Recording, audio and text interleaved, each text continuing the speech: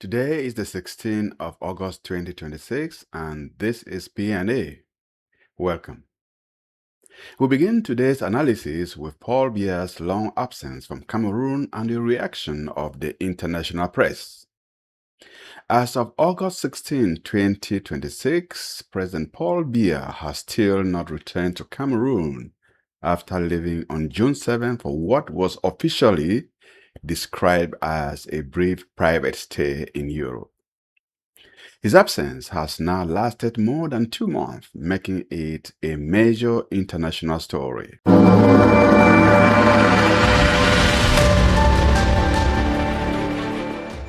The international coverage has increasingly shifted from simply reporting Biya's absence to questioning Cameroon's governance and succession. Reuters has focused on the political implication, particularly Biya's military reshufflement from abroad and growing criticisms within the ruling establishment. Africa News has emphasized the communication problem. Biya remains largely unseen, while presidential degrees are being used to demonstrate that he is still in control. CNN, whose reporting has been republished by several international outlets, has gone further by examining questions surrounding Biya's health, governance, and the possibility of a constitutional power vacuum. Meanwhile, Africa Intelligence is concentrating on the increasingly visible succession maneuvering around the post-Biya era. Francis Le Figaro has drawn particular attention, questioning whether Biya is hospitalized, resting, or dead. The headline reflects the growing uncertainty surrounding the 93-year-old President Paul Biya and the long absence from public view, which is almost bringing the country to a standstill and causing confusion. The international media is no longer treating this as an ordinary presidential trip. They are increasingly seeing it as a test of Cameroon's political stability and succession system. From Cameroon, let us go to Ukraine, and the question is whether peace is finally within reach. The war in Ukraine continues to dominate Europe's security, but there is now an important development, as there have been renewed diplomatic efforts aimed at finding a pathway toward peace, though diplomacy is taking place while the battle remains active. Ukraine is continuing attacks against Russian military and energy infrastructure. On August 15, Ukraine authorities said they had struck a Russian oil facility and military airfield. At the same time, Russia continues its attacks on Ukraine. The most important development is the growing realization that neither side can simply assume that military pressure alone will produce the outcome it wants. Ukraine wants security guarantees and does not want a peace agreement that simply gives Russia time to regroup. Russia, meanwhile, wants territorial and strategic concession and is unlikely to accept a settlement that leaves Ukraine fully integrated into the Western security system. The Trump administration has repeatedly signaled that it wants an end to the conflict. That in itself creates a difficult triangle. Ukraine wants peace, but it wants a secure peace. Russia wants negotiations, but it wants negotiations that recognize its battlefield gains. And the United States wants an agreement that ends the war without becoming permanently responsible for managing the conflict. That is why the coming months could be extremely important and the world should be watching closely. Ukraine remains an important supplier of agricultural commodities to global markets. Ukraine President Volodymyr Zelensky has warned Egypt and other countries that Russian attacks on shipping in the Black Sea could threaten grains export and increase food prices. When grain shipments are disrupted, the consequences do not stop in Europe. They affect North Africa and other countries dependent on international food markets. So the Ukrainian war is not simply a European war.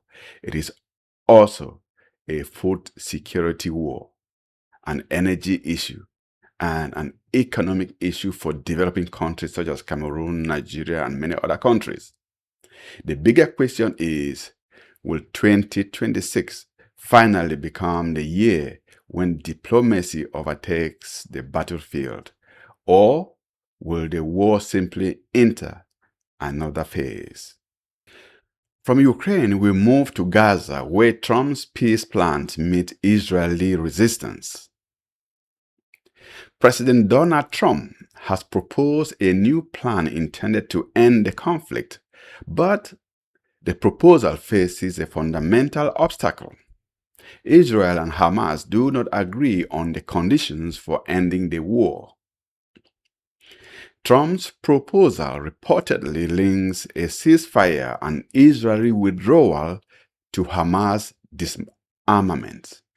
Hamas has accepted the disarmament framework, while Israeli Prime Minister Benjamin Netanyahu has rejected the proposal in its current form, arguing that Israel cannot withdraw before Hamas is completely disarmed.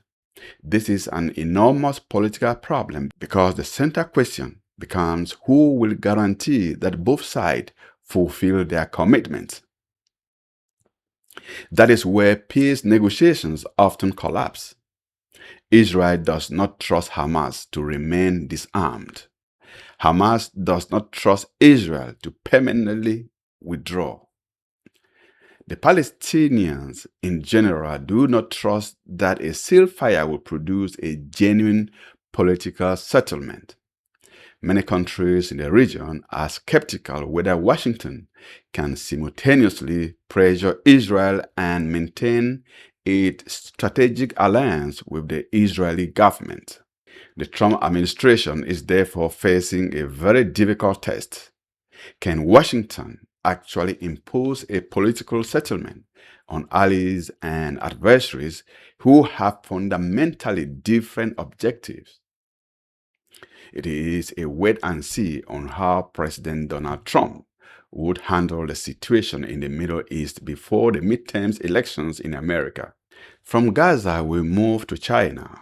While the world remains distracted by Ukraine and the Middle East, China is continuing to strengthen its strategic position in the Asian Pacific. And this may be one of the most important stories receiving insufficient attention. Recent developments have included Chinese military activities around disputed areas, increased maritime surveillance and military exercises, and growing tension involving Taiwan, Japan, and the Philippines. Reuters report that China is using the current period of global distraction to strengthen its strategic position across the Asia-Pacific. China does not necessarily need to launch a major war to change the balance of power. It can increase military pressure, it can expand economic influence, it can strengthen relationships with neighboring countries.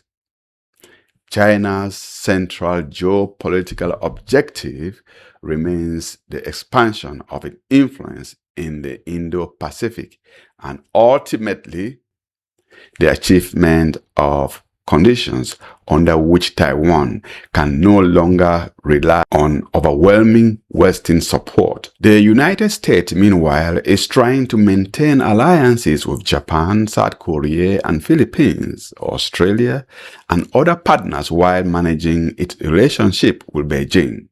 This is where the future becomes unpredictable. A confrontation between China and the United States would be fundamentally different from the conflict we are watching today.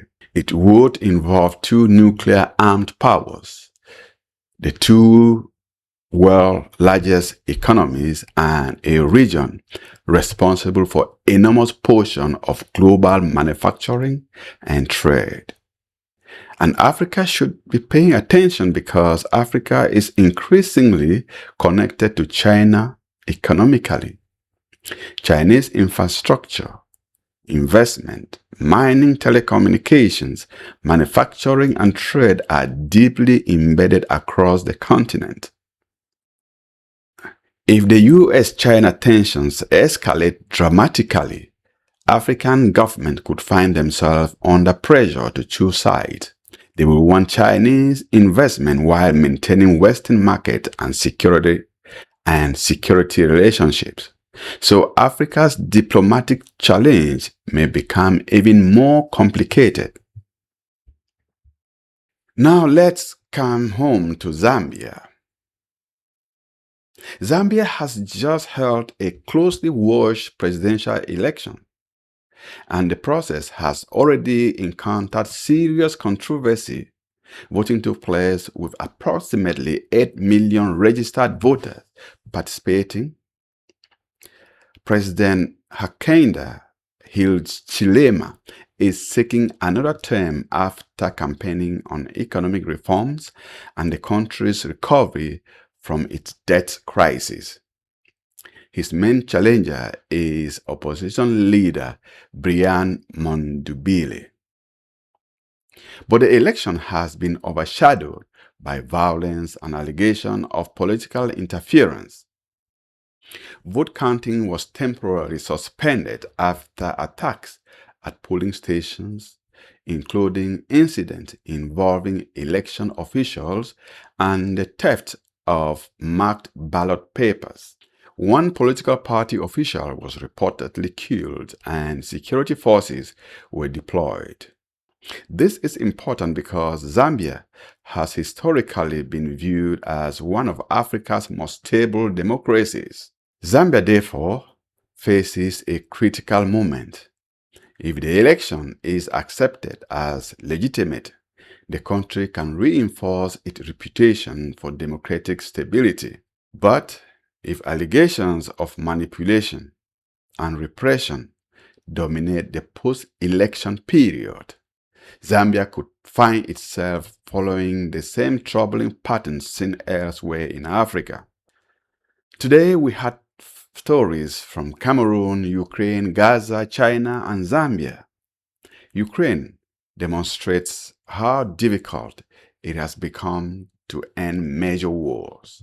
Gaza demonstrates the limit of diplomacy when the parties themselves fundamentally disagree over what peace means. China demonstrates that major powers are preparing for a long-term struggle for influence. Zambia demonstrates that democracy in Africa remains vulnerable when political competition becomes intensely polarized. And Cameroon demonstrates the uncertainty that surrounds poor leadership, the lack of transparency in governance, and the consequences of entrenching oneself in power.